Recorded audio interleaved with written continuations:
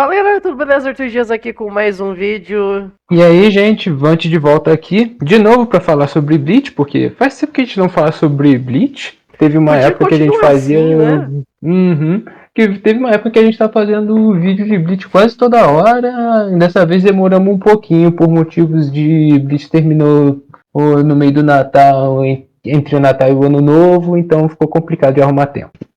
E eu fiquei doente também. Então o tempo que a gente tinha pra É. gravar, eu joguei, eu enfiei no cu. Lindo. Mas acontece. E hoje vamos falar sobre a parte 3 da Guerra Sangrenta de Mil Anos. Acaba, pelo amor de Deus! Acaba, pelo amor de Deus! Chato bagarai. Foi uma parte que eu estava muito apreensivo para ver, porque é uma parte que eu diria que no mangá é onde eu diria que fica meio complicado, porque é onde o autor começa a perder legal a mão na escrita, no sentido literal, porque ele ficou com a muito estourada. Bem literal mesmo. E foi onde algumas coisas começaram a começar e depois não tinha tempo para explicar e começou a ficar rushado. E foi a incógnita que você tinha me feito durante o último vídeo. Você olhou quantos capítulos tinham sobrado para adaptar, quantos capítulos tinham sido adaptados até o fim da segunda temporada e pensou, o que diabos eles vão fazer? Caralho, vai acontecer aqui. Não, e o pior é que eu tomei um susto ainda. Quando a gente iniciou a temporada e na abertura tinha todas as lutas, faltando 3 pra terminar a porra da... É verdade. Por sinal, já que eu tirar isso da frente, eu absolutamente amei a abertura dessa temporada. De início eu tinha rejeitado um pouquinho, mas infinitamente melhor do que a da segunda parte, então concordamos. E dessa vez eu tenho até que relativamente bastante coisa pra falar, porque quando a gente falou do mangá, a gente teve que dar uma pincelada rápida nas coisas pra conseguir falar sobre tudo, enquanto aqui vai dar um pouco mais de tempo para poder falar melhor sobre as coisas. E o que eu tenho a começar é que, felizmente, agora eu posso falar melhor sobre o final da segunda temporada, porque eu lembro que eu terminei aquilo até no vídeo sem conseguir explicar direito as coisas, porque eu tava bugado, já que aquela batalha da Divisão Zero, do jeito que foi no anime, não tinha no mangá. Que é o fato, e o que eu comentei com você em off, foi o fato de que a Bankai da Shutara, que tinha sido mostrada no final da segunda temporada, meio que jogou uma praga de karma em todo mundo que caiu dentro. E agora nessa terceira temporada a gente começa a ver os efeitos disso, porque cada personagem acaba sendo afligido por alguma coisa que a Shutara fez durante aquele final de segunda temporada, que também passou no primeiro episódio. O primeiro episódio da parte 3 foi um recap, praticamente. Foi praticamente um recap. A partir da metade a gente começou a ter coisa nova. E já começa muito com essa questão de ter coisa original que não tinha no mangá. Especialmente por conta de agora o Ryu ter mais tempo de tela, ter a conclusão da luta contra a Shutara. E logo de cara você já fica tipo, parece que a Shutara percebe que tem alguma coisa errada especificamente com o Ryu, já que todo mundo ali tinha caído. O Ryu é o único que ainda conseguiu se safar ali daquela praga que ela tinha jogado e continuar lutando, e ela percebeu que o estilo de luta dele estava diferente. O que dá a entender é que ela baixou um pouco a guarda e deixou ele levar vantagem. Ainda mais considerando o que o efeito da Bankai dela causou depois da luta. Que é uma coisa que eu já vou falar um pouco mais adiante, quando falar das lutas específicas do Shunsui e do Mayuri. Mas enfim, esse começo, acho que o que mais pegou logo nos primeiros episódios foi exatamente quanta coisa nova eles conseguiram colocar. Você tem mais destaque, muito mais destaque pro Ryu. Ele tem uma luta muito intensa com o Ichigo logo no começo. Tem a transformação nova do Ryu, que no mangá não tinha sido mostrado. É uma coisa que eu nem tinha me reparado quando eu tava lendo o mangá. Eu tava lendo o mangá tão no foda-se já. Eu tava tipo, tão pelo amor de Deus, vai logo pra tudo pro inferno, tudo mais. Que eu não me toquei, caralho, o Ryu não transformou. Foi o único Stern Ritter que não transformou. E aí, quer dizer, ele e o Jugra, mas o Jugra tem motivo pra isso. Então, já que tem aquela ziquezira dele com o Rei Queens. Sim. Mas, enfim, o que realmente pegou, eu lembro que foi cada episódio eu e você falando junto ao mesmo tempo. Isso não tinha no mangá. Isso não tinha no mangá, eu não lembro disso aí não, eu não lembro. E tipo, essa foi bastante vezes, né? Se aparecia tal coisa ali, eu falava, você lembra dessa merda? Eu falava, não lembro. E E no começo também tem um flashback do Kitaki. Outra coisa que não tinha no mangá. Quer dizer, no mangá mostra lá o ritual que tinham feito para conseguir salvar o Kitaki da doença. Que foi basicamente colocar o braço do Rei das Almas nele para ele conseguir estagnar. Foi o braço de delícia. estagnação. Não foi nem um Não tem dedinho, nem foi um como- braço inteiro. Tem nem como evitar a zoeira nesse caso. E mostra mais a relação dele com o Kyoraku também e com outros membros do Gotei 13. Mostra ele lá tendo uma briga com a Central 46, mostra ele e o Shunsui tendo um X no passado, quando eles ainda estavam treinando. Foi um flashback bem legal. E depois, infelizmente, o Kitaki teve que se sacrificar porque o Rei Quincy estava praticamente destruindo o mundo já. A temporada começa com o Rei Quincy destruindo o mundo que a gente conhece. Uma coisa que, inclusive, eu vou dar ponto positivo é que a luta inicial do Ichigo com o Rei Quincy ficou muito da hora. Luta que não tinha no mangá. Era muito direta a situação. E ficou mais entendível o cheat do Rei Quincy pra fazer o Ichigo cortar o Rei das Almas, né? Parece uma coisa que eu tenho... Tipo, eu sei que no mangá de Bleach...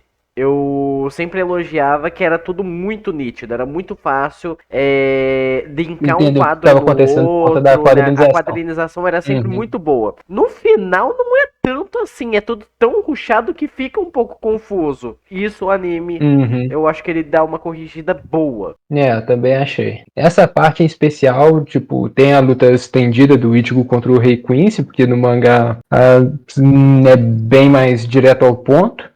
Tem só é uma trapaça desgraçada ainda mais pros animadores. Trabalho todo também pros animadores.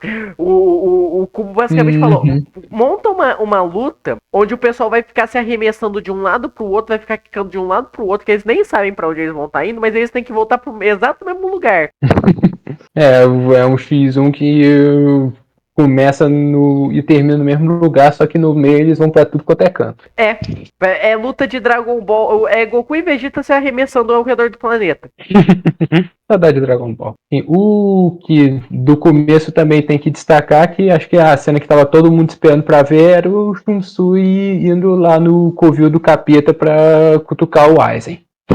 Essa cena no mangá já era linda, no anime ficou melhor ainda. Ficou. É o Aizen, né? O único vilão decente de Bleach. Eu gosto do Ginjo também. Mas o Green Jones chegou a um certo ponto que já não era mais vilão, né? O caso do Ginjo era complicado. Mas a questão do Aizen que eu acho legal é exatamente porque eu já tinha comentado disso sobre o Shunsui algumas vezes, que ele é o personagem que tá com foda-se pra questão de ética, questão de honra. E se ele tiver que vencer, ele vai usar tudo que for necessário pra vencer. Ele foi logo cutucar o cara que ninguém queria ver naquele momento. E chegou pro Aizen e falou: seguinte, você está desocupado aí, você não tá fazendo porcaria nenhuma, o pau tá quebrando lá em cima, você tá a fim de tomar um pouquinho de ar enquanto você leva uma galera? Não, Aizen, tá.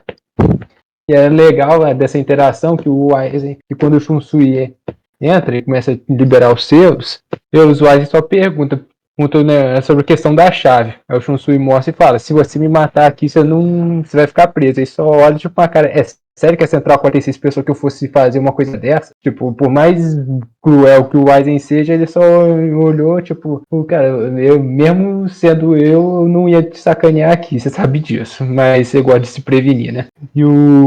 E quando o Aizen sai, chega de volta pra Soul Society, aquela interação dele com todo mundo também é muito foda. Porque ninguém bota a fé na merda que o Shunsui fez. Ninguém bota a fé na merda que o Shunsui fez. E aí só chega, literalmente o mundo tá caindo, já que o Rei Quincy fez a ziquezira dele lá e começou a quebrar as fronteiras entre o mundo dos vivos e o mundo dos mortos, nesse caso os mundos dos mortos, pelo que eu entendi. E aí no meio disso tudo tá todo mundo desesperado, tá lá o Aizen sentado naquela cadeira, por que estão perdendo tempo lutando contra essas porcarias aí que estão caindo, se vocês podem esmagar isso com a sua energia espiritual. Sendo que ele é o único que pode fazer isso, porque ele tá num nível absurdo de poder. Mesmo com o poder selado. O Shunsui só tirou, acho que 3 chaves dele. E ainda assim, tudo que se aproxima dele vira porta. E o que eu acho legal nessa parte, porque o começo ele é bem cheio de ação, tem o final da luta contra a Divisão Zero, depois tem as lutas do Ichigo, a luta lá para tentar restabelecer o Rei das Almas, o sacrifício do Kitari, a liberação do Aizen, e depois dessa parte meio que a temporada ela baixa um pouco o tom de ação o tempo todo. Volta para a parte mais de preparação, que é onde mostra de novo os Visors voltando para a Soul Society para se juntar à luta. Mostra os Fullbringers também, o Yukio e a Hiruka, que agora estão lá ajudando o Ichigo de novo. E a volta do Homem, o que está aí na sua foto de perfil. O Green Joe, que já voltou querendo descer o cacete no Ichigo, dane-se o objetivo da missão. Num jogo. A volta da Neliel também, que estava desaparecida desde o final da saga dos Arrancers. Desde o final, não, desde a metade da saga dos Arrancers. Ela apareceu no começo da. Aparece no começo da Guerra dos 1000 Anos, mas a luta de novo só aparece agora. É porque ela e o Green Joe ficaram no Beco Mundo, tanto que o Green Joe já teve até aquele indício lá no. Acho que na primeira parte mesmo, quando o Shed que ele aparece lá falando que quando o Urahara tá falando com o Ichigo, ele aparece lá, ué, o que tá aí? É o Ichigo? E aí os dois vão lá e tampam a cabaninha. Você não pode engraçado aparecer, você não vai ver o Ichigo, ué, que porra é essa, cara? Engraçado essa parte, quando eles pegam o elevador, porque o tipo, tá todo mundo já meio que habituado com a nova situação e o Ichigo tá tipo, gente, o que aconteceu? É só eu que tô em dúvida aqui.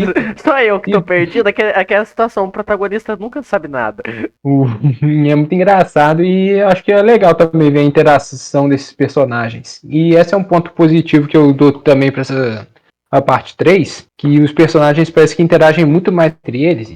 Tanto do lado do Ichigo, com a Hiruka e o Yukio, quanto do lado dos Shinigamis, porque ele tem mais. Os Fullbringers têm um pouquinho mais de participação, e tem a questão dos Quincy terem os Queens que sobraram, no caso o Besby e as meninas Quincy lá, que se juntaram com os Shinigamis para se vingar do Rei Queens. Tendo visto que o último Queens que não tinha se juntado com eles tomou um papoco pelas costas do Besby. Merecido. E aí é onde vai a parte que se encaixa de novo direto com o mangá, que é o começo das porradarias finais, por assim dizer. E ele já começa com uma luta extra. Na verdade começa com uma cena extra, quando o Lily Barro começa a ficar snipando o pessoal. No mangá, se eu não me engano, acho que ele só derruba o Hisage, e agora no anime ele derruba mais a Izane também, e mais um monte de NPC. A irmã delas. E a primeira luta extra dessa parte é de novo o Ryu. Outra parte que a gente pegou, a gente viu o Ryu ali, Vant. Não tinha. E eu achei perfeito porque o oponente dele foi logo, em especial, o Range. Eu digo que é perfeito porque a primeira luta do Range na série foi uma luta contra o Ryu, antes mesmo do arco da Soul Society, e depois os dois lutaram lado a lado na saga dos Arrancers. E tem muita referência a essa luta em especial durante esse combate entre os dois, já que o Range usa quase que a mesma estratégia para prender o Ryu. E é bem legal essa interação porque o Ryu já tem aquela questão de ninguém sabe de que lado que ele tá de verdade, e colocar logo o Range para enfrentar ele, enquanto o Lily Barro já estava pronto para dar um tiro no Range, mas ele parou e ficou vendo lá como é que aquela luta ia se desenrolar. E de novo, o Ryu ganha, mas foi uma luta até que bem equilibrada entre os dois, mesmo com o Range sendo derrotado. E de novo, teve bastante coisa que me fez lembrar direto da luta que eles tiveram juntos contra os Ayala Programs, lá na saga dos Arrancers, com a questão de ter um flashback lá mostrando nomes, velho, puta que pariu. Oi? Como é que você lembra essa porra desses nomes, mano? Vai se fuder, cara. Vício. Falta ali cubologia. Coloca a cara do narrativando aí. E com os olhos saindo poder. Mas enfim, foi uma luta que acho que pegou todo mundo desprevenido, porque realmente a pergunta que você fez foi, velho, dá tempo de sobra pra adaptar tudo do mangá e mais um bocado. Agora a gente já sabe o que eles vão fazer com mais um bocado. E essa temporada já diria que consertou um dos maiores problemas que essa saga no geral tinha, que é o fato de que, puxa, é o arco dos Quincy's, e o Quincy principal que a gente conhece desde o começo, que é o Ryu, não tem tanta presença. Enquanto aqui já ganhou 2 lutas extras, que foram 2 lutas muito boas. Tanto aquela com o Ichigo e agora essa contra o Randy. E também acho bom dar um pouco mais de destaque pro Randy, coitado, porque o Randy só se lasca. O Range E não enfim, teve praticamente nada, né, na reta final no mangá, né? Ele né, foi aquele personagem esquecido no churrasco. coitado do Randy. Ele, a Rukia, mas toda a galera que teve destaque lá no final da Na primeira parte e na 2, segunda parte, o Cubo tacou foda-se aqui. A Rukia com a Bankai nova dela roubada pra caralho, nunca mais vou. Ah, mas ela pode Só morrer se queria... usar aquela Bankai, foda-se. Sacrifício existe. seria zoado se matasse a Rukia perto do final. Já tinha matado tanta gente nessa última saga quase que de imediato, então Quem matou de não dava não. relevante? Yamamoto. E Só. agora o Yukitaki tá morrendo até agora lá pra O segurar Kitaki tá o rei morrendo da desde o episódio 3, almas. gente. Teve 14. Coitado do Kitaki, tá ele lá de joelho desde o começo mesmo, porque o mundo tá caindo e ele é literalmente a única coisa que impede o mundo de cair. Enfim, depois dessa luta do Randy contra o Ryu, meio que vai seguir do mangá, entre aspas, porque Entre o aspas, Kubo... porque aqui palmas pro anime, porque corrigiu o ritmo caótico que é essa parte no mangá. Porque enquanto no mangá ele abre o leque de todas as lutas finais ao mesmo tempo, aqui ele vai mais em ordem. Aqui ele tem um padrãozinho ali que. Puta que pariu, gratidão, porque eu ia ficar muito puto em ver 5 lutas todos os episódios. E o que eu achei que foi uma jogada muito boa também foi a questão da luta do Mayuri e da luta do Shunsui. Porque, se eu não me engano, no mangá a luta do Mayuri é quase que ininterrupta, e na luta do Shunsui já começa a ter interrupção, mas é primeiro uma e depois a outra. No anime, eles fizeram uma coisa diferente. Colocou um episódio da luta do Mayuri e um episódio da luta do Shunsui. E eles intercalaram. Foi o único caso de que isso aconteceu. É. E eu achei isso genial porque... E aí no meio, mais ou menos, você vê algumas coisas do Green Joe perseguindo do veneno lá. O Askin. Porque esse filho da puta, ele fica fugindo do 6º episódio até o último. Não, eu acho engraçado que... E quando ele aparece, ele tá tipo, só que... Por que eu que tenho que enfrentar o Ichigo e tá o Green Joe lá atrás dele, doido pra matar ele de uma vez? Ele, peraí, você quer matar o Ichigo também, não quer? Quero, então por que a gente não junta? Não, quero matar ele sozinho, você vai morrer primeiro. E ficou assim correndo que nem Ninguém não daiô. Exatamente, coloca o meme do Joseph Joestar lá na cara do Asuka, porque é literalmente isso que ele fica fazendo. E ele tem um poder roubado pra caralho e mostra o começo da luta dele contra o Ichigo também, porque ele joga um veneno pro Green Joe, que se não matar ele naquela hora, e meio que por hora essa luta fica meio em stand-by. A gente vê um pouquinho dela uns episódios depois. A gente fica naquela questão, o Aspen tá correndo. E aí tem a luta do Mayuri, que é a primeira que começa. E eu vou te ser sincero, é uma luta que... Eu acabei isso naquele nosso vídeo falando sobre o mangá, eu só falei é uma luta do Mayuri e ninguém se importa com o Mayuri. Mas a luta tem um pacing bom. Foi mais ou menos isso que eu falei. E aqui eu acho que o que melhorou ela, em questão de simbolismo, foi o fato de que ela foi intercalada com a luta do Shunsui. Começa com o Kenpachi tentando cortar fazer o Pernida no meio e sendo torcido que nem pano de chão. Coitado do Kenpachi só se fudeu nesse comecinho. E ironicamente o que salvou ele foi ser empalado pelo Mayuri, porque a Zanpakuto dele trava os nervos do oponente. Foi quase que o counter semi-perfeito para aquela situação. Então, e tá lá o Kenpachi no chão, e aí eu diria que a luta entre o Pernida e o Mayuri começa, quando o Mayuri descobre que o Pernida é o braço do avanço, por assim. Eu não sei se é o avanço a palavra que eles usam, mas o braço do Kitaki é o braço da estagnação, e o Pernida é o braço do avanço, do Rei das Almas. O Pernida é o esquerdo. Oi? O Pernida é o esquerdo. Obrigado. Braço esquerdo do Rei das Almas, que é o braço exatamente do avanço. Nossa, tanto que a habilidade dele é fazer os nervos torcerem e ficarem se remoendo até explodir. É uma habilidade que parece tosca, mas a forma como o Kubo executou ela foi um jeito que ela ficou muito overpower. E nessa primeira parte da luta é basicamente o Mayuri querendo fazer o Pernida ser cobaia dele. Só que toda vez que o Mayuri faz alguma coisa, o Pernida consegue se adaptar e contra-atacar. Tem uma hora que o Mayuri quase perde o braço também, tem que fazer um rebendo de emergência ali. O maluco fez uma cirurgia no próprio braço em menos de 1 minuto. E termina essa primeira parte do Mayuri tentando de tudo quanto é jeito fazer o Pernida virar cobaia, com o Mayuri liberando a bancada nova dele, já que ele vive modificando aquele bebê esquisito que ele tem. E literalmente o bebê mandou o Pernida pra barriga. E nessa parte mesmo, a Nemu já fala que o Mayuri estava se descuidando demais, porque estava ficando muito animado com a possibilidade de estudar o Pernida. E aí, no próximo episódio, tanto que foi a piada que eu tinha feito e quando chegar esse momento eu vou querer assistir na TV, e acabou que não foi, quer dizer, não de primeira, né, porque eu não sabia que iam fazer o que fizeram, mas o próximo episódio, ao invés de terminar a luta do Mayuri, começou a luta do Shunsui. E essa é a parte que eu mais estava animado para ver, porque essa é uma luta que eu já gosto bastante no mangá. E eu olhei, cara, quando adaptarem pro anime, do jeito que estão fazendo, o negócio vai ser maravilhoso. E deixa eu já adiantar, foi maravilhoso. Esse episódio, para mim, foi o melhor episódio da temporada. Pra mim a habilidade do Shunsui ainda não faz sentido nenhum, mas ok. Qual delas, só por curiosidade? Todas elas.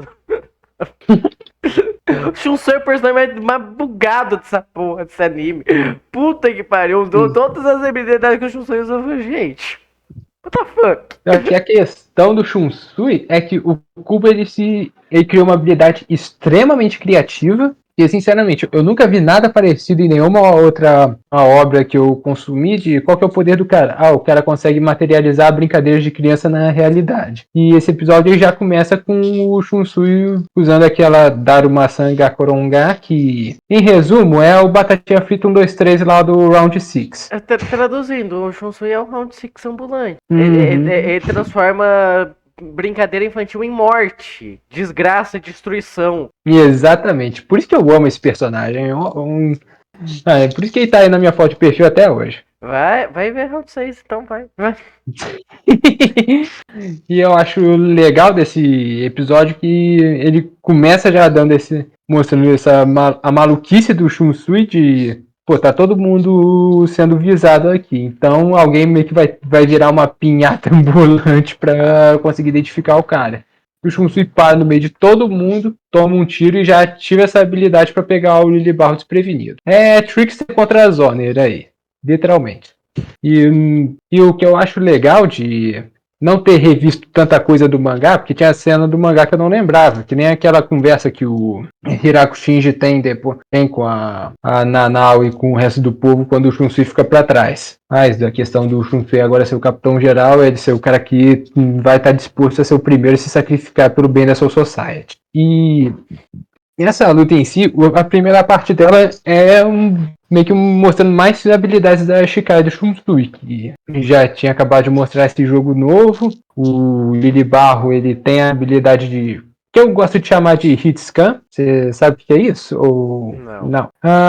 Como é que eu posso dar um exemplo? Porque o Lilibarro, ele fala que os golpes dele não existe o conceito de desviar para eles, mas a questão eu chamo de Hitscan, vamos usar de exemplo, sei lá, Halo. As armas humanas, quando você atira, o dano é imediato, sabe? Enquanto as armas de laser, você vê o laser chegando, então dá pra desviar. Hitscan é o primeiro caso, por assim dizer. Fez sentido agora, mais ou menos? Atirou, pegou. Exatamente. Entendi. Que essa é a habilidade do Lilibarro, que dá a entender que o Lili... Tem essa explicação, pode ser que alguém entenda que se o Lilibarro então atirar pra cima vai pegar no boneco, e não é bem isso. E mostra por que o Lilibarro tem habilidade, por que ele foi o primeiro dos Quincy's que recebeu o poder lá do Yuraba, e isso acaba deixando ele com um ego muito inflado. Você aprendeu a falar o nome, que orgulho. Eu? A gente nunca soube falar o nome do Rei Quincy. Ah, é verdade, eu aprendi depois de ficar ouvindo de toda hora. Essa é a primeira vez, desde que a gente começou a falar de Bleach, que pronunciou, que foi o nome do cara foi pronunciado. Tá pior que Voldemort, essa porra. Maravilha. E aí, e acho que a questão do Lily Barro ser tão orgulhoso e pegar logo o Shunsui como oponente é exatamente porque o Shunsui é o personagem que tá cagando e andando pra questões de honra, orgulho e tal, e é o personagem que joga sujo. E nessa luta ele consegue a façanha de tirar o Lily Barro do sério ao ponto de ativar aquela a roubalheira dele, de se abrir os olhos 3 vezes ele vira um anjo bizarro. Até tinha gente que fez meme colocando ele do lado do Fernes, do Pokémon X, mas não é a primeira vez que o nego faz esse tipo de meme com Bleach. Colocaram o Aizen do lado do Butterfree também. Mas o que eu achei interessante antes é que por mais que o personagem ele fale, eu sou o homem mais próximo de Deus, você não pode fazer nada. Chaca de virgem. Dá um pagar de chaca de virgem, mas o fato é que cada vez ele fica mais medonho. Então, tipo, é um caso onde o visual do Lily Barro para uns é estranho de um jeito ruim, para outros é estranho de um jeito bom, porque a intenção do Cubo é realmente trazer uma visão meio distorcida da visão angelical que a gente conhece, porque o Lily Barro é um fanático. Isso fica mais gritante na segunda parte da luta entre eles, mas aqui na primeira já dá pra ver que ele não bate muito bem das ideias. Algum Quincy bate? Eu acho que é o mais pé no chão, por assim dizer, já que o resto é meio parafuso solto. E isso o que a BSB gente também. nem chegou no mais parafuso solto ainda.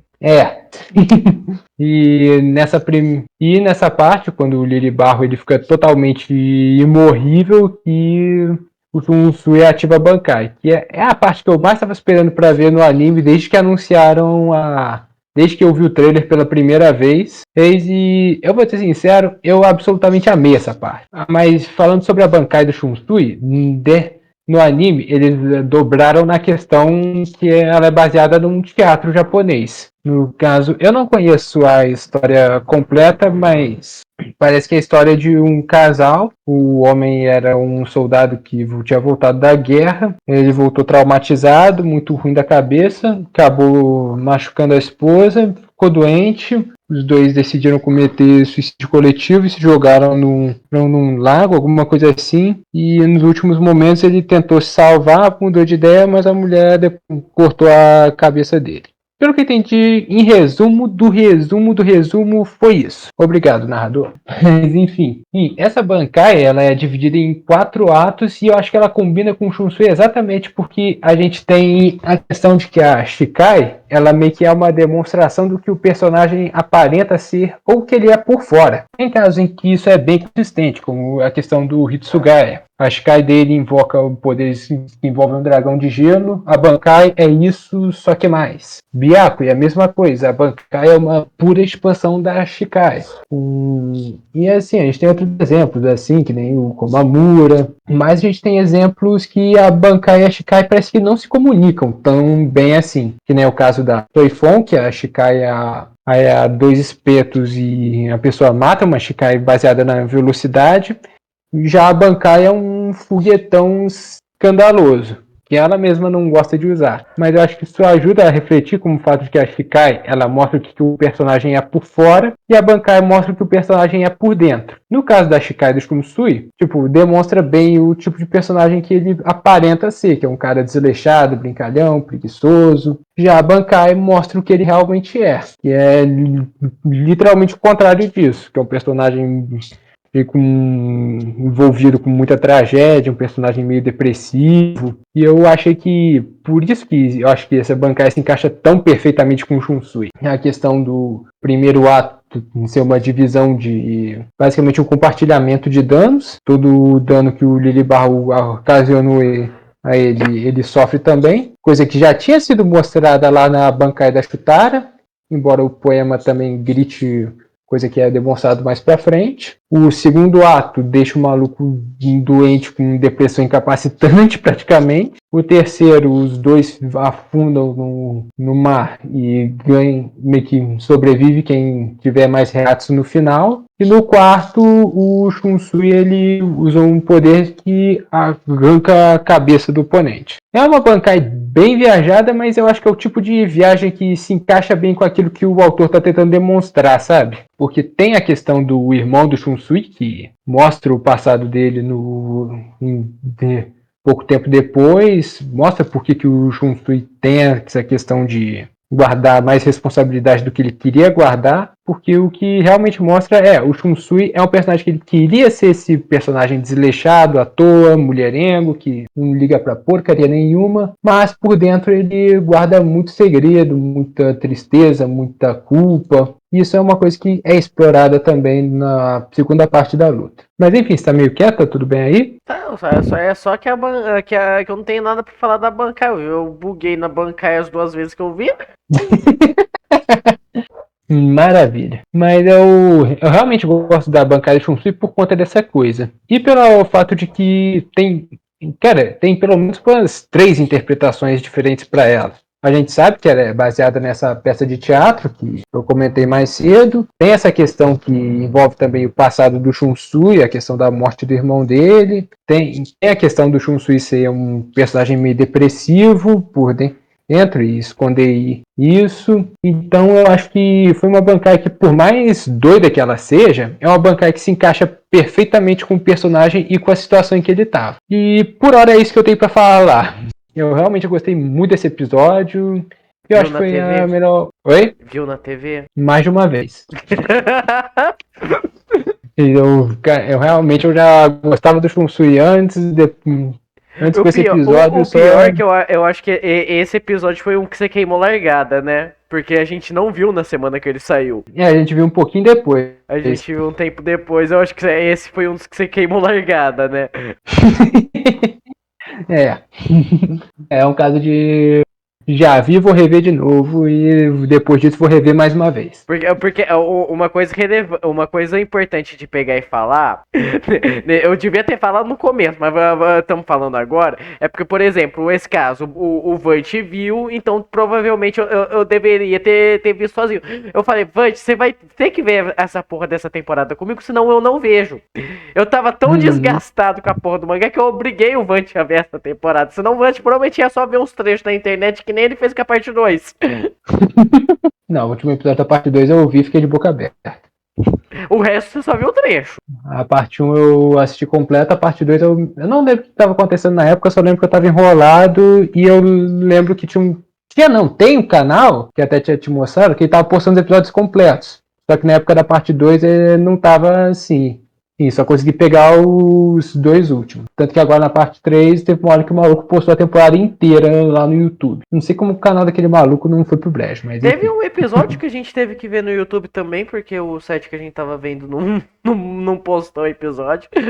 O Disney Plus tava atrasado, gente. Mas enfim, voltando aqui pro próximo episódio. O próximo episódio, de novo, dá um pause na luta do Shunsui e volta pra luta do Mayuri. Ninguém liga pro Mayuri. E infelizmente, nesse caso, quem se lasca nesse episódio não é nem o Mayuri, é a Nemu.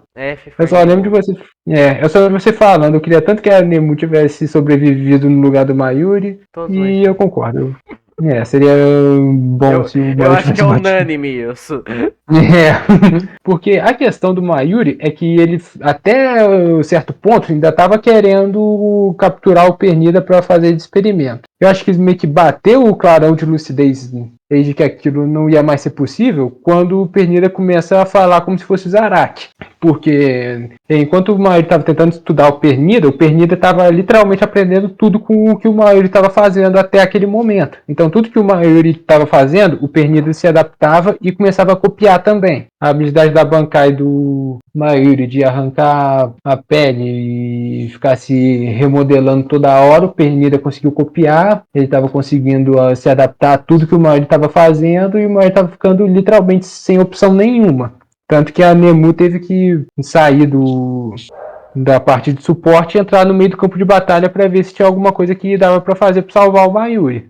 que o Mayuri estava ficando cada vez mais enrolado, cada vez mais perdido, até uma hora que a Nemo toma a atitude de dar um golpe direto para acabar com o Pernida. E esse episódio, eu acho que a questão que faz ele ficar mais diferente do mangá é porque, como no mangá tem a questão de ser quadrinização, então acaba que no mangá a luta é até mais ativa, de certo ponto, porque no anime mostra muito a questão do flashback, mostra um bocado do passado na Nemu, e eu acho que o ponto que esse episódio para mim fixou é a questão de que o Mayuri criou a Nemu como se ela fosse realmente só um experimento, e que aquilo acabou se voltando contra ele, porque a Nemu tinha como objetivo de existência proteger o Mayuri a qualquer custo, e isso levou a Nemu a sacrificar durante essa luta. A coitada da Nemu morreu e o Mayuri percebeu que fez merda. Por mais que ele tenha vencido a luta no final das contas, porque o Pernida consumiu os restos da Nemu, mas não consumiu o cérebro, que é o que mantinha ela viva, por assim dizer, já que sem o cérebro as células dela se regeneravam rápido demais e não tinha muito controle, pois que é até explicado durante esses flashbacks da Nemu, o Mayuri acaba vencendo a luta como capitão, mas perdendo como cientista, porque ele ficou tanto nessa tara de descobrir, de querer fazer algo melhor, de querer descobrir mais, que a maior descoberta que ele fez, a maior criação dele, que foi a Nemu, ele acabou perdendo e meio que saiu sem nada, né, dessa luta. Ele ganhou como capitão, mas perdeu como cientista. E eu acho que é interessante. Eu realmente peguei melhor essa ideia pelo fato de que essa luta foi paralela com a segunda parte da luta do Shunsui, que também tem como protagonista a tenente dele, a Nanao. Mas antes de entrar nessa parte, finalizando a questão do Mayuri, quando a Nemu morre, eu acho legal que tem aquela questão do meio que fantasma do Zayela Programs aparecer para atormentar o Mayuri, tirando sarro. Não foi você que falou que não existia perfeição e agora você perdeu a coisa mais perfeita que você já criou? Parabéns, você ficou rindo tanto da minha cara e olha para você agora. Tá no mesmo lugar. E no final, o Mayuri consegue liberar o Hitsugaya e a Hangiko lá daquela câmera, que meio que desumbificou eles, a troco de um pedaço do tempo de vida. Eu lembro que na época uma galerinha chiou, porque essa coisa de cortou o tempo de vida, isso nunca tem consequência na série, mas... É só ver o Luffy usando o Gear Second até hoje. E aí, mas em One Piece ninguém reclama, né? Mas se for Bleach, aí não, aí o Kubo é preguiçoso e não conseguiu arranjar uma desculpa melhor. Sim, tem o Kenpachi também vai para uma outra câmara, e o Mayuri, meio que antes de desmaiar de vez, ele fala que nesse aspecto ele tinha conseguido superar o Urahara. Alerta de spoiler da novel.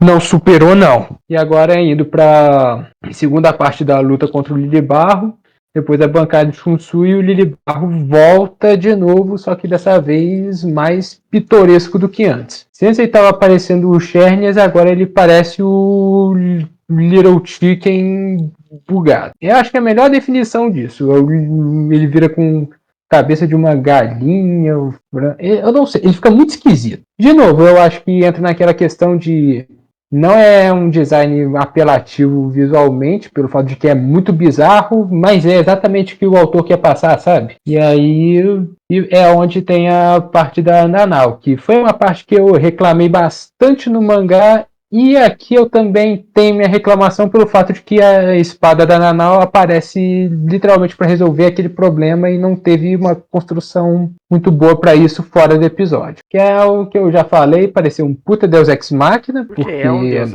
não pareceu não, é. É um Deus Ex Machina. E a minha reclamação foi o fato de que essa é uma espada importantíssima para a lore, porque a questão da uma espada amaldiçoada e até o presente momento, tudo indica que foi a espada utilizada para cortar o Rei das Almas em pedaços, por isso que ele só sobrou um cotoco dele lá no final, mas não foi trabalhado de forma que desse para esperar que a Nanao fosse ter uma habilidade dessas escondida. Mas o que eu acho até que alivia esse ponto a gente não sabia nem que ela era sobrinha do Shunsui? Exatamente. Nesse episódio que mostra o passado dela junto com o Shunsui. E, de novo, recapitulando aquilo que eu já falei, o Shunsui é um personagem que ele por fora parece ser esse ficar todo desleixado, por dentro ele guarda muita tristeza. E agora a gente vê mais sobre isso, que é o fato de que, também, como você falou, a Nanao é a sobrinha do Shunsui, e o Shunsui foi meio que encarregado pela mãe dela de tomar conta da espada. E aí mostra que depois, um tempo depois a mãe dela foi executada porque a espada desapareceu. Aí, pô, imagina o cara lá. Imagina se descobrirem que a espada tá com o Shunsui. O que vão fazer com ele? Olha a merda que o Shunsui se enfiou, coitado. E ele, de novo, é um personagem que não queria assumir esse tipo de compromisso, mas já teve que assumir essa questão de esconder a espada.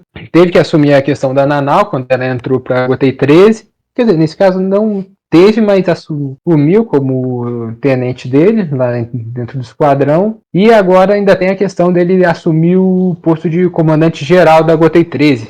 Tipo, é literalmente tudo que ele não queria ter, ele teve que assumir. E eu acho legal disso, porque eu falei que tem um paralelo bacana entre a luta do Shunsui e a luta do Mayuri, porque enquanto o Mayuri criou a Nemu como se fosse uma escrava dele, o Shunsui criou a Nanao como se fosse uma filha dele, praticamente. E nessa luta você vê as consequências disso, porque mesmo quando a Nanao conversa com o Shunsui para assumir a espada e falar para ele abandonar essa promessa que ele tinha feito para a mãe dela, o Shunsui ainda ajuda a Nanao durante o conflito, porque ela era uma personagem que lutava com base só em Kido, e é a primeira vez em confronto corpo a corpo, praticamente. E aí, quando ela tá lá com medo, quem aparece para ajudar ela é exatamente o Shunsui. Já que foi para refletir o poder do Chikendiro dourado maluco bugado. O que me fez gostar... É engraçado, porque a luta que eu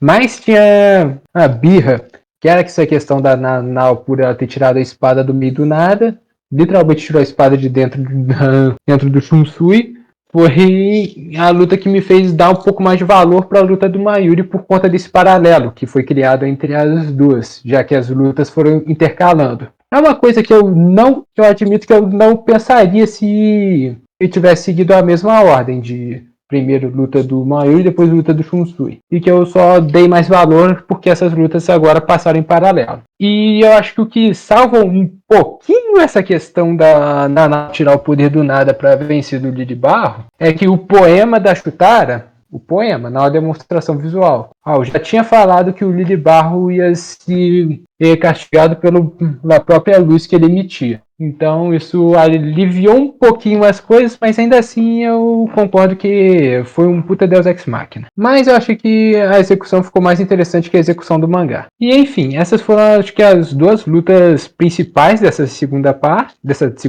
terceira parte. E a questão mas ainda tem a luta que apareceu lá na abertura, que foi a luta do BSB contra o Jugran, que no mangá eu lembro que foi uma das poucas lutas que eu vi você elogiando. Foi uma das poucas que eu gostei também. E aqui pra mim não chamou nada atenção. Irônico, né? E eu acho que o que me chamou a atenção nessa luta não foi nem a luta em si, mas foi o flashback. Porque no mangá já dava a entender que o Jugra era ele tinha meio que só um complexo de inferioridade ele dependia totalmente do BSB para tudo. E no anime deixa um pouco mais explícito que o Jugra também sofria abuso com o tio dele. No mangá é uma coisa que ficava meio que subentendido, no anime ficou praticamente explícito. E a questão do BSB com o Jugra, por mostrar o ponto de vista do BSB, eu achei interessante porque mostrou que talvez o Jugran não enxergasse que o BSB fazia as coisas por ele, não por egoísmo, mas porque ele realmente considerava o Jugran um amigo naquela parte. Tanto que o Jugran sempre se botava para baixo, o BSB, por mais que ele falasse que ele era o melhor, e não, Jugran, você vai ficar picão que nem eu também. E os dois ficaram treinando lá por um tempo. Até que apareceu o Rei Quincy, o Yurabá, aprendi a pronunciar o nome desse velho desgraçado, e ele foi o primeiro que apareceu pro Jugran e falou que o Jugran era extremamente necessário, porque até aquele momento o Jugran ele só se via como alguém que não conseguia fazer nada sozinho. E por mais que o Rei Quincy seja o babaca que ele foi o único que tratou o Jugran de de forma como se ele fosse necessário. E foi o que meio que serviu de gatilho pro Jugrão ir pro lado dele, ao invés de ficar do lado do BSB. E eu acho interessante dessa luta porque o BSB estava querendo enfrentar o Jugrão fazia muito tempo, depois da treta envolvendo os três no passado, e que mesmo que o BSB tivesse perdido, ele fala que ele esperava que perder para o Jugrão fosse ser algo pior do que realmente foi. Pena que o BSB morreu, mas essa luta deixou... Eu não acho que ela deixou a desejar, nem nada do tipo. Acho que a luta em si ficou muito bem animada. Tá aí um elogio geral pra temporada. A animação tá foda pra caralho. Não tem nada do que reclamar. E essa luta, o que realmente me chamou a atenção foram os detalhes extras do flashback. De mostrar que nem todos os Quincy estavam do lado do Yurabá. E ele foi conquistando na base da força mesmo. Então o flashback desse episódio eu achei que foi muito bom. E o final dessa temporada, eu acho que entra no meme que você falou assim que a gente terminou de assistir.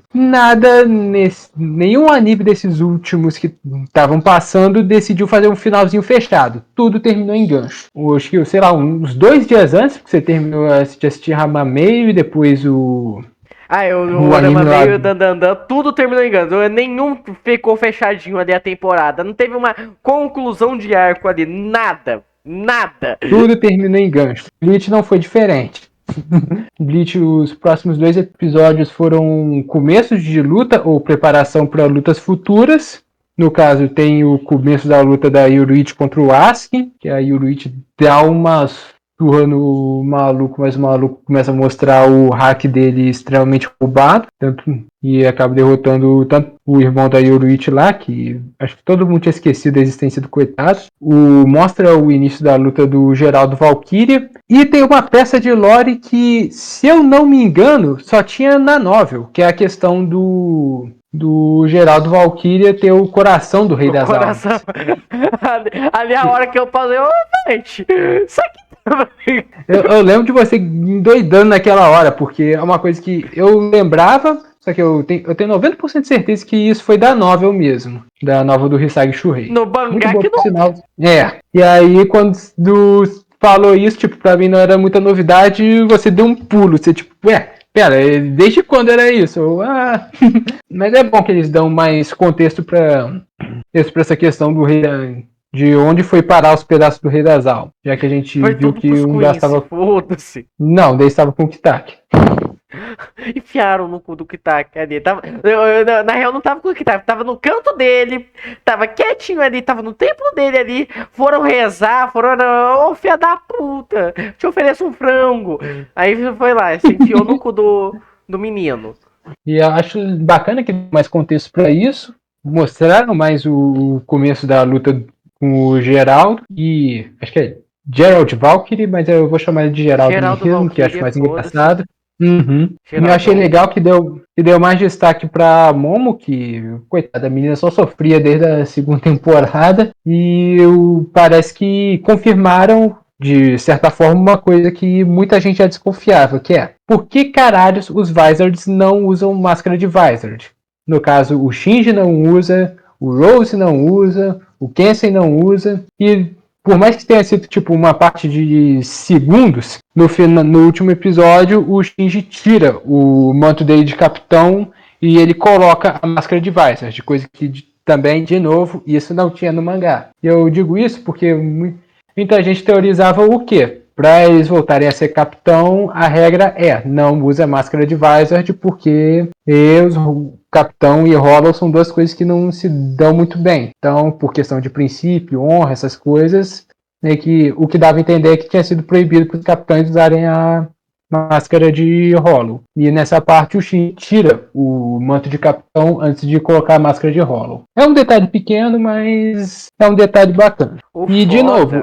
É que o último episódio, ele é um monte de retalho de ideia que parece que foi descartada do mangá, né? Porque o que a gente elogiou da temporada é que ela teve um ritmo mais constante, ela teve uma organização melhor. Até a luta lá do do Geraldo, que no mangá ela começa antes pra caralho, acho que ela começa ainda, a luta do Shunsui ainda tá rolando. A luta do Xuxa ainda tá rolando com essa luta do Geraldo. Aqui eles organizaram melhor pra não ficar essa bagunça toda. Aí chegou o último episódio, é uma bagunça. Uhum. É uns 300 núcleos simultâneos, é umas 300 coisas rolando, você não entendendo nada do que tá rolando. É colocar coisa de lore aqui, é colocar cena nova, é colocar interação nova, é colocar... Gente, pelo amor de Deus. É o Ryu indo saindo da porrada com o Jugran, é coisa do passado do Ryu que não tinha, é o Geraldo ser o coração do Rei das Almas, é os Wizards aparecendo, é coisa das irmãs do Ichigo, Oi! Eu acho que realmente o único problema de pacing dessa temporada foram os 2 últimos episódios. Eu acho que mais que o último resto... mesmo. O penúltimo eu não senti tanto esse problema. O último pareceu que foi só retalho. Uhum. E tanto pareceu que foi só retalho, porque ele foi o menor episódio da temporada. Ele teve 16 minutos e depois foi só o Asuka fazendo merda. Eu acho que de novo entra nessa coisa de... Essa temporada parece que todos os animes decidiram fazer um acordo e falaram, vamos terminar em gancho. Porque realmente o último episódio foi totalmente preparo pra parte final. E aí vem a questão que agora eu posso te perguntar pra fazer uma zoeira final. Quantos capítulos faltam pra adaptar? Falta 30. 30 capítulos pra 12 episódios. Ou 13, se eles continuarem do jeito que estão. Porque o 656 é o Geraldo gigante quebrando tudo e o Asken assistindo. Aí ele termina no 686. Então... Falta 30 capítulos. E aí e o bizarro é que essa parte final é a que mais sofre com o pacing rushadíssimo do mangá. O que eu fico preocupado é que, tipo, é 30 capítulos pra 12 episódios. Vai ser 6 episódios do Ichigo e o Rei Queen se sair na mão. Dependendo de como for feito, porque tecnicamente falando são 2 lutas do Ichigo com o Rei Quincy. As duas são seguidas uma da outra, não tem intervalo. O máximo que dá pra chamar intervalo é o Aizen chegando, meia dúzia de palavras ali pra voltar pra sair do intervalo. É mudança de primeiro pra segundo tempo. Então, eu realmente estou apreensivo, porque até agora com o conteúdo adicional eu não me decepcionei em nada. E essa parte final é a parte que eu diria que mais sofre com o pace rushadíssimo que o mangá teve. Porque depois da luta do Shunsui as coisas ficaram bem mais corrida, mais confusa, mais uma coisa atropelando a outra. E agora eu diria que é a parte que eu elogio de novo o Kubo, porque muita gente é só adapta o mangá e dane-se, já terminei, já tô com meu dinheiro no bolso. E o Kubo tá conseguindo adicionar tudo que não deu para adicionar na época e consertar as coisas que mais estavam incomodando na época. Agora, de novo, a divisão 0 agora foi muito mais importante do que no mangá. O Ryu tem muito mais presença do que no mangá. O Randy também teve mais cenas para brilhar do que no mangá. Aparentemente os Wizards também vão ter mais cenas para brilhar. Então eu realmente fico feliz por ver que Bleach está conseguindo consertar quase tudo que deu de errado. Até os Fullbringer, no último episódio teve aquela cena lá da ruiva lá, meio apreensiva lá. O moleque do videogame, você não vai arrastar a gente pro buraco não, né? Sim, eu acho legal também que eu já comentei a questão das interações entre os personagens. Acho que essa temporada ganhou muito nesse aspecto. As lutas estavam bem animadas pra caralho. De novo, o simbolismo das coisas em Bleach ficaram, acho que mais claros dessa vez. No mangá já dava pra pegar bastante coisa, mas no anime, como teve esse pacing mais fácil de se acompanhar, acho que também melhorou. A única coisa que eu critico um pouquinho, mas aí não é bem culpa do anime, mas eu acho culpa da tradução, é a questão que, tipo, muito diálogo eu conseguia lembrar direto do mangá, mais especificamente da luta do Shunsui, e no anime apareceu... por que será? E no anime algumas coisas pareceram diferentes. Eu não sei se foi culpa da tradução, porque eu lembro que comentaram que a tradução do Davi Media às vezes tem uns errinhos ali, porque acho que primeiro traduzem para inglês, depois traduzem para português, e aí pode acabar no caso de telefone sem fio. Mas eu realmente não tenho muita coisa para não tem muita coisa não, eu quase não tenho nada para reclamar dessa temporada. Mas assim, uma reclamação que eu tive foi o quê? O pacing do último episódio foi maluco, só. Mas o foda é que comigo, enquanto você tem tudo isso pra elogiar e praticamente nada pra reclamar, eu não tenho muita coisa pra reclamar, só que eu também não tenho muita coisa pra elogiar. É porque você não sentiu o Bleach. Eu não senti o Bleach, eu não senti Alvejante. Então, tipo, pra mim foi uma temporada que eu assisti. Pra mim a minha sensação foi muito essa, tô assistindo. Acabou. Não foi um negócio que me marcou, não foi um negócio ali que pegou e, tipo, caralho, é isso aqui, é isso aqui. Tanto que, por exemplo, a gente todo sábado tava pegando, juntando em cal pra ver Bleach e Dragon Ball Daima. A minha alma aparecia no Dragon Ball Daima. Não, o engraçado é que tava literalmente eu de um lado festejando, pirando, e do outro você com... ok. Era literal isso. Aí quando ia pro Daima, eu, puta Tô que pirando pariu! com a... Puta que... O Toriyama é meu gênio! E a gente tem que tirar o Daima do atraso. A gente tem que tirar o Daima do atraso. Coisa dele. Mas enfim, eu acho que... E no geral, é isso que eu tenho pra falar dessa terceira temporada. A gente já tinha falado um bocado de coisa quando a gente fez o vídeo geralzão do mangá, mas eu gostei aqui que deu mais tempo de falar especificamente da luta do Shunsui e da luta do Mayuri. Felizmente eu não fiz a maluquice que eu tinha feito quando a gente falou da série inteira, onde eu passei meia hora falando só da luta do Stark. Nossa, aquele vídeo de 3 horas, puta que pariu, aquele vídeo de 3 horas. E acho que o bom da gente fazer os vídeos falando especificamente dessas partes mais curtas é exatamente que dá pra trinchar melhor as coisas, já que dessa vez eu consegui falar sobre todas as lutas sem ficar me estendendo demais em nenhuma delas. E realmente, o meu saldo com essa terceira temporada foi muito positivo. Algumas coisas eu realmente fiquei meio confuso quando eu vi pela primeira vez, mas depois eu comprei a ideia e gostei. Eu diria que o próprio exemplo foi até a bancada de Shunsui, porque eu tinha o costume de ver ela ou pelo mangá, ou pela animaçãozinha rápida que tinha do Shunsui Chibi do Bleach Brave Souls, que a estética era diferente, enquanto nessas duas a estética pegava mais um preto e branco super dark, o anime optou pela estética realmente de teatro, com aquele fundo dourado. No início eu achei estranho, mas eu depois comprei a ideia e realmente eu gostei bastante de praticamente tudo desse anime. Teve cena extra, o Ryu teve muito mais relevância, mostrou mais sobre o passado dos Quincy's.